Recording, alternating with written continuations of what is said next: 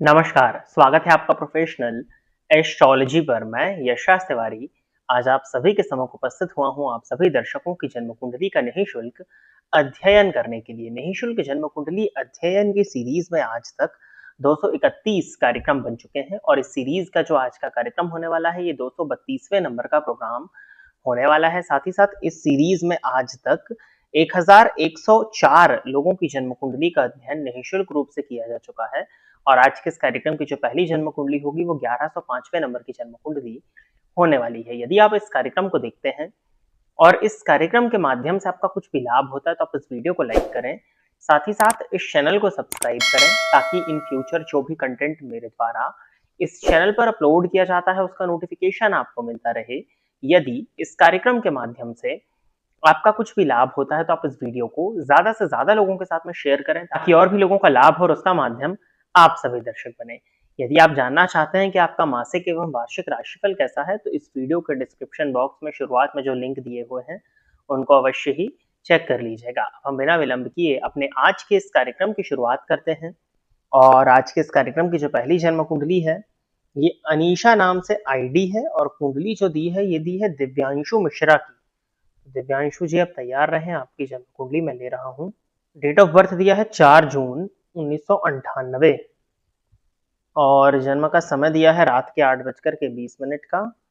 जन्म स्थान है बिस्वान,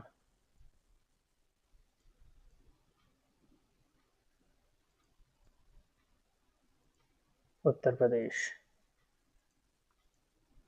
धनु लग्न की जन्म कुंडली है, कन्या राशि है।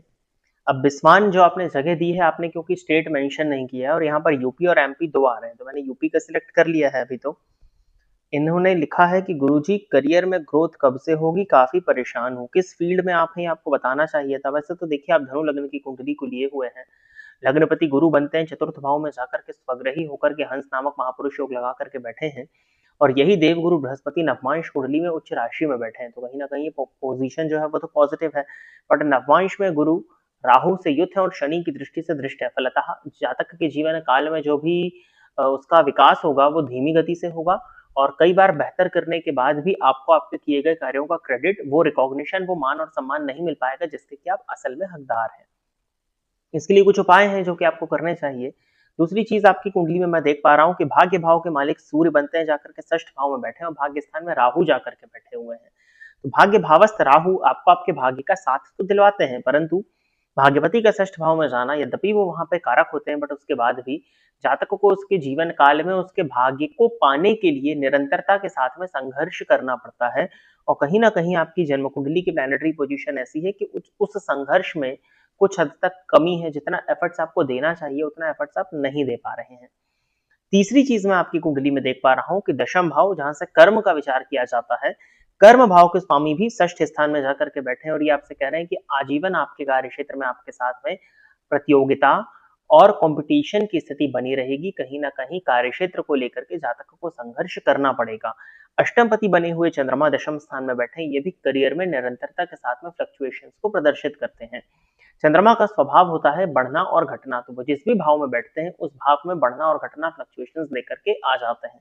तो वो स्थिति आपके साथ करियर में बनेगी। परंतु कुछ प्लस पॉइंट भी हैं कि लग्नेश की दृष्टि दशम भाव पर है, लग्नेश की दृष्टि चंद्रमा पर पड़ रही है, वो भी गुरु की, तो कहीं ना कहीं हंस योग भी बन रहा है और जो मैंने बताया और गुरु चंद्रमा आमने सामने होना गज केसरी योग भी बन रहा है। गुरु की दृष्टि दशम भाव पर पड़ने के चलते करियर में ये मजबूती भी देंगे आपको, लेकिन कहीं ना कहीं ओवरऑल सिक्स्थ हाउस की डोमिनेंसी हो जाने के कारण आपको अपने लाइफ में स्ट्रगल, संघर्ष, मेहनत और एफर्ट्स करते रहना पड़ेंगे, जिसकी मैं आपकी कुंडली में कमी देख पा रहा हूँ। पराक्रम भाव के मालिक शनि नीच राशि में जाकर के बैठे हुए हैं। कहीं ना कहीं और भी कुछ पॉइंट्स जिनको मैं यहाँ पे कवर तो नहीं कर सकता हूँ। ऊपर से राहु की महादशा भी आपको चल रही है। प्रश्न जो कि आपने किया है कि कब से ग्रोथ होगी, मुझे ऐसा लगता है कि 2026 का सेकंड हाफ आपके लिए कुछ हद तक फेवरेबल है। तो गुरु की महादशा जब आपको प्रारंभ होगी अगस्त 2027 के बाद से, तो वहां से जैसे जैसे समय आगे बढ़ेगा आप अपनी लाइफ में ग्रोथ को देख सकेंगे। बाकी नॉर्मली अभी जुलाई 2026 तक थोड़ा सा स्ट्रगल है, जुलाई 26 के बाद में चीजें ठीक हैं और फिर 2027 के अगस्त के बाद में गुरु की महादशा आपके लिए ओवरऑल अच्छी होने वाली है। अब रही बात उपायों को करने की, तो बुध का मंत्र ओम राम ब्रीम रोम सह बुधाय नमः, नित्य 3 माला इस मंत्र का जाप करिए। साथ ही साथ में गुरुवार के दिन किसी भी एक मंदिर में जाकर के दर्शन करिए, मंदिर में कुछ धन का दान करिए, ब्राह्मणों का आशीर्वाद लेना, मंदिर की साफ सफाई में अपना सहयोग प्रदान करना, और गुरुवार से प्रारंभ करके नित्य अपने माथे पर केसर का तिलक लगाएं और स्नान के जल में एक चुटकी हल्दी डाल करके स्नान करें।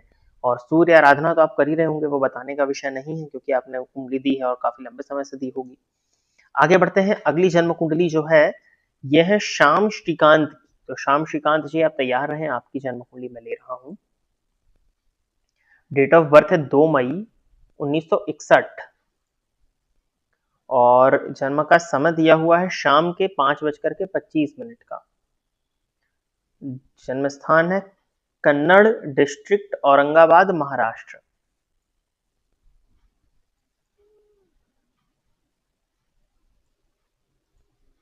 चलिए कन्नड़ तो मिल गया आपका। कन्या लग्न की जन्म कुंडली है, राशि आपकी वृश्चिक बनती है, चंद्रमा नीच राशि में है और चंद्रमा की दशा में शनि की अंतर्दशा आपको चल रही है। चंद्रमा की दशा में शनि की अंतर्दशा फलतः कहीं ना कहीं आपको मानसिक रूप से अशांत कर रही होगी। वृश्चिक राशि होने के चलते अभी वर्तमान समय में शनि आपकी राशि से पंचम भाव में संचरण कर रहे हैं, जिसको शनि की पनौती के नाम से भी जाना जाता है। प्रश्न इन्होंने लिखा है कि आज तक घर संसार की कोई भी जिम्मेदारी पूर्ण नहीं हुई है, कैसे सफलता मिलेगी। देखिए इसके पीछे सबसे पहला कारण आपकी कुंडली में मुझे देखना पड़ेगा कि ऐसा हुआ क्यों। देखिए आपकी कुंडली कन्या लग्न की है, लग्न का मान 29 अंश है, तो कन्या लग्न यानी कि इवन नंबर का लग्न है। अब इवन नंबर का लग्न और 29 अंश पर है यानी कि बाल अवस्था का लग्न है, तो लग्न ही कहीं ना कहीं कमजोर हो गया। अब लग्न पर अगर हम पढ़ने वाले ग्रहों की दृष्टि में देखें तो गुरु और शुक्र दो शुभ ग्रहों की दृष्टि आपके लग्न पर पड़ रही है, फलतः लग्न को बल तो मिल रहा है, लेकिन लग्न के मालिक बुध बनते हैं जाकर के अष्टम भाव में बैठे। अब लग्नपति बुध का जाकर के अष्टम भाव में बैठना ये इस बात को प्रदर्शित करता है कि ये अवयोग है और जातक को उसके जीवन काल में जीविकोपार्जन के लिए संघर्ष करना पड़ेगा। अब जीविकोपार्जन के लिए संघर्ष जब करना पड़ेगा तो घर और परिवार की जो जिम्मेदारी है वो कहीं ना कहीं पीछे से छूट जाएगी। बट नवमांश देखने से समझ में आता है कि चीजें इतनी भी खराब नहीं है जितना कि आपका जन्मांक दिखाता है। कन्या लग्न की जन्म कुंडली बनती है नवमांश में भी, और बुध लग्नेश होकर के लग्न में ही उच्च राशि में वहां बैठे हुए हैं सूर्य के साथ में, फलतः नवमांश कुंडली तो आपकी बली दिख रही है, पहला प्लस पॉइंट। दूसरा, आपकी कुंडली में पंचम भाव में शनि बैठे हैं, पंचम भावस्थ शनि स्वग्रही होकर के बैठे हुए हैं और मंगल की दृष्टि से दृष्ट है। पंचम भावस्थ शनि ने कहीं ना कहीं आपकी जो लाइफ की ग्रोथ थी उसको डिले कर दिया और लाभ और धन भाव पर दृष्टि पड़ जाने के चलते कहीं ना कहीं जो लाभ की स्थिति थी वो भी कमजोर हो गई। अब देखिए क्या है कि सप्तम भाव का मालिक गुरु बनते हैं, वो जाकर के पंचम भाव में बैठे हैं नीच राशि में शनि के साथ में, और सप्तम भावस्थ शुक्र पुरुष की कुंडली में शनि की दृष्टि से दृष्ट है, फलतः कहीं ना कहीं दाम्पत्य का भी जो सुख था कमजोर रहा और दाम्पत्य सुख भी आपकी कुंडली में मुझे बाधित ही दिखाई पड़ रहा है। दाम्पत्य की कहीं ना कहीं परेशानियां आपकी कुंडली साफ प्रदर्शित कर रही है। अब सफलता कैसे मिलेगी को देखिए, अभी तो चंद्रमा की दशा है, चंद्रमा में बुध का अंतर प्रारंभ होने वाला है जनवरी 2026 से। अब आप जिस भी क्षेत्र में थे, अब आपने वो क्षेत्र नहीं बताया, उसी ही क्षेत्र में प्रयत्न करते रहिए। इसके अलावा यदि आप चाहें तो लॉन्ग टर्म में म्यूचुअल फंड इत्यादि में इन्वेस्टमेंट करके भी, शॉर्ट टर्म शेयर मार्केट नहीं है आपके लिए, लॉन्ग टर्म म्यूचुअल फंड में अगर आप इन्वेस्ट करते हैं वो, या फिर आप ज्योतिष इत्यादि के क्षेत्र की शिक्षा हासिल करके या ज्योतिष इत्यादि को सीख करके इसमें भी अपना करियर बना सकते हैं, उसके भी योग आपकी कुंडली में मुझे दिखते हैं। अष्टम भाव में उच्च राशि में सूर्य आपकी कुंडली में बैठे हुए हैं, तो ओवरऑल कुछ पोजीशंस तो ठीक है, तो आप इन कुछ कामों को कर सकते हैं। अब रही बात उपाय की, क्योंकि जो परेशानी आ रही है, तो इसके पहले जो मैंने बुद्ध का मंत्र बताया, ओम राम ब्रीम रोम सह बुधाय नमः, आप भी इस मंत्र का नित्य 3 माला जाप करिए, गणेश जी के मंदिर में जाइए, गणेश जी को दूर्वा अर्पित करिए और पूर्णिमा का उपवास करिए। इन 2 उपायों को करना मुझे लगता है कि आपके लिए कुछ हद तक फेवरेबल होगा। इसके साथ ही साथ में धनागमन के लिए माँ लक्ष्मी की आराधना करना, सपत्निक 16 पाठ 8-8 पाठ बांट लीजिए, शुक्रवार से प्रारंभ करके नित्य घी का दिया जला करके 8 पाठ आप और 8 पाठ आपकी पत्नी करें श्री सूक्त के, ताकि माँ लक्ष्मी की कृपा आपको प्राप्त हो और धन आगमन से संबंधित जो परेशानियां हैं उसमें कुछ हद तक कमी आ सके। आगे बढ़ जाते हैं, अगली जन्म कुंडली जो है ये है वाईजी गेमर नाम से आईडी है और आशा की जन्म कुंडली है। तो आशा जी आप तैयार रहें, आपकी जन्म कुंडली मैं ले रहा हूं। डेट ऑफ बर्थ इन्होंने दिया है 25 अक्टूबर 1985 और जन्म का समय है 3:50 AM। जन्म स्थान है बरौट यूपी।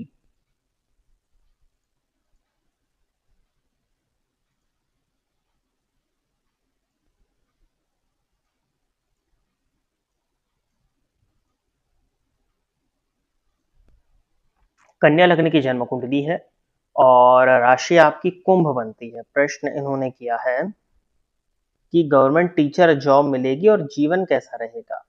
देखिए 1985 का बर्थ है आपका, अभी तक तो जॉब आपकी हो जानी चाहिए थी। गुरु आपकी कुंडली में नीच राशि में बैठे हैं और 14 अंश पर हैं, चंद्रमा के नक्षत्र में, चंद्रमा षष्ठ भाव में है, नवमांश में गुरु चंद्रमा की युति है।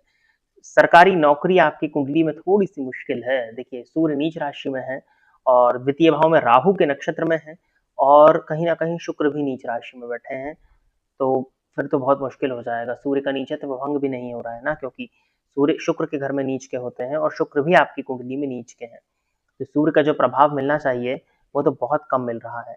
और दशम भाव के मालिक बुध बनते हैं 27 अंश पर, द्वितीय भाव में मृत अवस्था में बैठे हैं, नवमांश में बुध के पास में बल है, गुरु भी यहाँ नीच के हैं और नवमांश में गुरु जो है वो पंचम भाव में है। चलिए D10 आपका देखते हैं। D10 में शनि का प्रभाव है जरूर और बुध की दशा चल रही है। देखिए मैं आपको श्योरिटी के साथ तो नहीं कह सकता हूँ क्योंकि आप कन्या लग्न की हैं, अष्टमपति मंगल लग्न में बैठे हैं, आपका कहीं ना कहीं स्वभाव भी क्रोधी है और क्रोधी स्वभाव हो जाने के चलते भी टीचर के व्यक्तित्व से बहुत ज्यादा मैच तो नहीं करेगा और गवर्नमेंट सेक्टर की स्थितियां कुछ हद तक मुझे कमजोर दिख रही हैं, तो उसके चलते तो मैं ज्यादा नहीं कह पाऊंगा। बट फिर भी 2030 के अगस्त तक 44 की एज में आपको केतु की महादशा प्रारंभ होगी और अभी दिसंबर 2027 तक ही आप मान के चले, यानी कि 1.5 साल का समय है अभी।